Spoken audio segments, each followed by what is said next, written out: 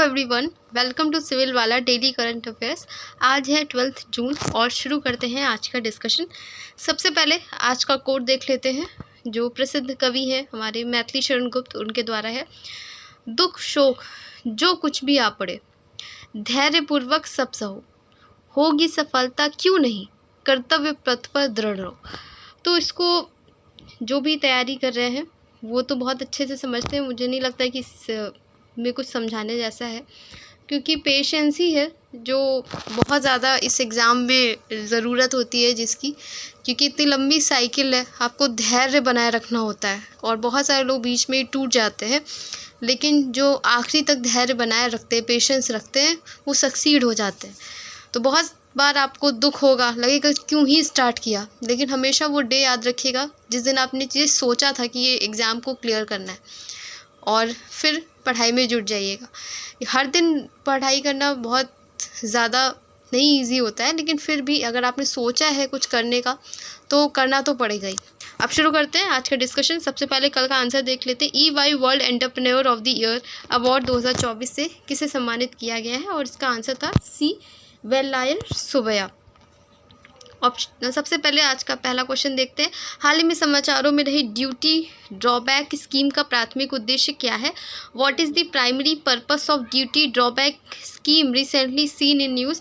Option A है to increase import duties, option B है rebate the incidence of customs and central excise duties on material used in exported goods. Option C है निर्यातकों को ऋण उपलब्ध कराना, to provide loans to exporters. D है गैर अनुपालन करने वाले निर्यातकों को दंडित करना, to penalise non compliant exporters. तो इसका हमारा सही आंसर था ऑप्शन बी। निर्यातित वस्तुओं में प्रयुक्त सामग्री पर सीमा शुल्क और केंद्रीय उत्पाद शुल्क की छूट देने के लिए से रिलेटेड है duty drawback scheme.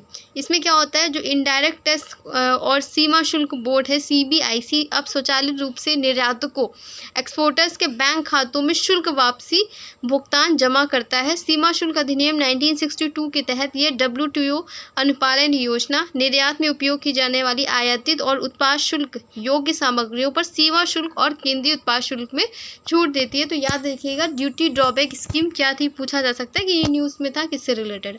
Next question की तरफ बढ़ते हैं। हमारा नेक्स्ट क्वेश्चन है, हाल ही में समाचारों में रहा सुहेलवा वन्य जीव अभ्यारण्य किस राज्य में स्थित है? Suhelwa wild life sanctuary recently seen in news is located in which state? Option A है उत्तर प्रदेश, बी है मध्य प्रदेश, सी है राजस्थान और डी है गुजरात। तो यूपी वाले लोगों को पता भी होगा कि ये हमारा उत्तर प्रदेश का ही है ये वन्य जीव अभ्यारण्य वाइल्ड लाइफ सेंचुरी। सुहेलवा वन्य जीव अभ्यारण्य में बाघों की मौजूदगी के सबूत मिलने के कारण उत्तर प्रदेश में एक नया बाघ अभ्यारण्य स्थापित किया जाएगा। श्रावस्ती, बलरामपुर और गोंडा जिलों में स्थापित SWS भारत नेपाल सीमा पर 452 वर्ग किलोमीटर में फैला हुआ है। 1988 में स्थापित है ये सुहेलवा जो है वन्य जीव अभ्यारण्य, और पर्णपाती और अर्ध सदाबहार वनों का मिश्रण है। तो ये याद रखिएगा कि किस तरीके का यहाँ पे वेजिटेशन है पाया जाता है। नेक्स्ट क्वेश्चन की तरफ बढ़ते हैं। नेक्स्ट क्वेश्चन हमारा, पारदर्शी समुद्री खीरे और गुलाबी समुद्री सुअर जैसे आकर्षक जानवरों की हाल ही की खोज किस प्रकार के पारिस्थितिकी तंत्र से जुड़ी है? Which type of ecosystem is associated with recent discovery of fascinating animal like transparent sea cucumbers and pink sea pigs? Option A है डेजर्ट्स, बी है एबिसिल प्लेन्स, सी है कैल्प फॉरेस्ट समुद्र घास के मैदान और डी है पर्वतीय जंगल। तो ये किससे रिलेटेड है? अथाह मैदान से रिलेटेड है। प्रशांत महासागर में एबिसल मैदानों में हाल ही में किए गए गहरे समुद्र अभियान के दौरान पारदर्शी समुद्री खीरे और गुलाबी समुद्री सुअर और कटोरे के आकार की स्पंज की खोज की गई है। तो कोई स्पीशीज न्यूज़ में रहती है, स्पेशली UPSC में तो इस तरह के क्वेश्चन ज़्यादा पूछे जाते हैं। स्टेट पीसीएस में तो इतने नहीं देखने को मिलते हैं, लेकिन जो दोनों की तैयारी कर रहा हूँ उसके लिए इंपॉर्टेंट है क्वेश्चन। नेक्स्ट क्वेश्चन की तरफ बढ़ते हैं। नेक्स्ट क्वेश्चन हमारा, हाल ही में पूर्वी एशिया शिखर सम्मेलन EAS और आसियान क्षेत्रीय मंच ARF वरिष्ठ अधिकारियों की बैठक कहाँ आयोजित की गई? Recently where was the East Asia summit EAS and ASEAN regional forum ARF senior official meetings SOM held? Option A है बीजिंग चाइना, बी है न्यू दिल्ली इंडिया, सी है बैंकॉक थाईलैंड और डी है वियतनाम लाओस। तो इसका करेक्ट आंसर हमारा था Vietnam Laos में तो ये याद रखिएगा कि इसकी मीटिंग कहाँ की गई है, east Asia summit and ASEAN regional forum की जो मीटिंग है वो वियतनाम लाओस में की गई है। नेक्स्ट क्वेश्चन की तरफ बढ़ते हैं। नेक्स्ट क्वेश्चन हमारा, हाल ही में खबरों में रही चिपचिपी मुद्रास्फीति क्या है? What is sticky inflation recently seen in news? तो इन्फ्लेशन आप सबको पता है, जब बहुत ज़्यादा महंगाई हो जाती है, कीमतें बहुत तेज़ी से बढ़ती हैं, इन्फ्लेशन की स्थिति होती है। ऑप्शन ए है हमारा, a temporary drop in prices. B है हमारा, एक ऐसी घटना जहाँ कीमतें आपूर्ति और मांग में बदलाव के अनुसार जल्दी से समायोजित हो जाती हैं। सी है, एक ऐसी घटना जिसमें कीमतें आपूर्ति और मांग में परिवर्तन के अनुसार जल्दी से समायोजित नहीं होती हैं। और डी है, उपभोक्ता वस्तुओं की कीमतों में महत्वपूर्ण गिरावट। तो इसका सही आंसर है हमारा ऑप्शन सी, जहाँ पर ऐसी घटना होती है, ऐसा फिनोमिनन है जहाँ पे price do not adjust quickly to change in supply and demand. अपनी हालिया समीक्षा में आरबीआई ने लगातार 8वीं बार रेपो दर को अपरिवर्तित रखा है, जिसका कारण स्थिर मुद्रास्फीति पर चिंता है। स्थिर मुद्रास्फीति या इन्फ्लेशन उन कीमतों का वर्णन करती है जहाँ आपूर्ति, सप्लाई और मांग, डिमांड में बदलाव के अनुसार तुरंत समायोजित नहीं होता है, जिसके परिणाम स्वरूप लगातार हमें इन्फ्लेशन दिखता रहता है। बढ़ती मजदूरी और उपभोक्ता कीमतों जैसे कारक इस घटना को बढ़ावा देते हो। तो आपसे ये यूपीएससी के लिए भी इम्पॉर्टेंट है, और साथ ही साथ स्टेट पीसीएस में जो इकोनॉमिक्स के क्वेश्चन आते हैं करंट से रिलेटेड, उसके लिए भी इम्पॉर्टेंट है कि स्टिकी इन्फ्लेशन क्या है। नेक्स्ट क्वेश्चन की तरफ बढ़ते हैं। हमारा नेक्स्ट क्वेश्चन है, किस निर्वाचन क्षेत्र से प्रियंका जार की पहली स्वतंत्रता के बाद कर्नाटक में अनारक्षित सीट से संसद में प्रवेश करने वाली सबसे कम उम्र की आदिवासी महिला बनी? From which constituency did Priyanka Jarkiholi become the youngest tribal women to enter parliament from an unreserved seat in Karnataka since independence? Option A है रामदुर्ग, बी है बागलकोट, सी है धारवाड़ और डी है चिक्कोड़ी।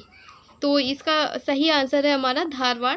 तो ये इम्पॉर्टेंट है क्योंकि ये पहली जो है ऐसे बहुत कम उम्र की एमपी है भारत की इंडिपेंडेंस के बाद में। तो ये इम्पॉर्टेंट क्वेश्चन बनता है।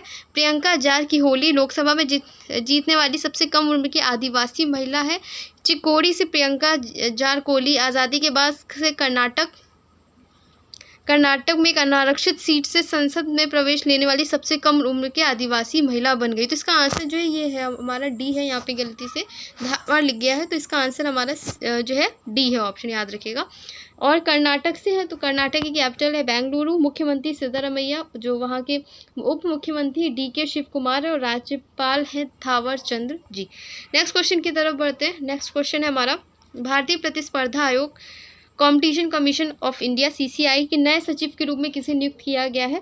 तो जैसे कोई ये आयोग है, कमीशन जो इम्पोर्टेंट होते हैं, सारे तो नहीं याद रखने, लेकिन कुछ इम्पोर्टेंट होते हैं, हो सकता है उनकी मैचिंग आपसे पूछ ली जाए, तो ये इम्पोर्टेंट है एग्जाम के लिए, और फीमेल अपॉइंटमेंट है तो इसलिए ज़्यादा इंपॉर्टेंट। ऑप्शन है गौरव बनर्जी, बी है जेठा अहिर, सी है इंद्रमणि पांडे और डी है इंद्रपाल सिंह बिंद्रा।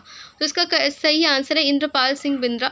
इंद्रपाल सिंह बिंद्रा CCI सचिव नियुक्त किया गया है। बिंद्रा अनुपमा आनंद की जगह लेंगे, जिन्होंने सितंबर 2023 में 3 साल की अवधि के लिए नियुक्ति के बाद इस्तीफा दे दिया है। तो यहाँ पे गलत इमेज लग गई है, अभी इनकी इमेज है जो जिन्होंने अनुपमा आनंद जो है उनकी इमेज यहाँ पे लगी हुई है, तो इसको करेक्ट कर लीजिएगा। इंद्रपाल सिंह बिंद्रा है जिन्होंने रिसेंट अपॉइंटमेंट हुई है। नेक्स्ट क्वेश्चन की तरफ बढ़ते हैं। नेक्स्ट क्वेश्चन हमारा, निम्नलिखित में से कौन सा देश प्रवासियों की मदद के लिए गोल्डन वीज़ा योजना एकजुटता वीज़ा शुरू करेगी? Which of the following country will launch golden visa scheme solidarity visa to help migrants? Option A है स्पेन, बी है रशिया, सी है USA और डी है पोर्तुगल। तो इसका सही आंसर है हमारा पोर्तुगल, जहाँ पे गोल्डन वीज़ा योजना जो है शुरू की गई। तो ये जो क्वेश्चन होते हैं, इस तरीके की जो टर्मिनोलॉजी होती है वो ज़्यादातर पूछ ली जाती है एग्जाम में, तो याद रखिएगा। पुर्तगाल प्रवासियों के लिए मदद के लिए गोल्डन वीज़ा योजना का उपयोग करेगा। पुर्तगाल स्थानीय लोगों के लिए किफ़ायती आवास या प्रवासियों के लिए आवास में निवेश करने के लिए वीज़ा योजना को अनुकूलित करेगा। नेक्स्ट क्वेश्चन है हमारा, बिसलेरी लिमनोटा का ब्रांड एम्बेसडर किसे नियुक्त किया गया? Who has been appointed as the brand ambassador of Bisleri Limonata? Option A Ayushmann Khurrana, B है यामी गौतम, सी है पंकज त्रिपाठी और डी है आदित्य राय कपूर।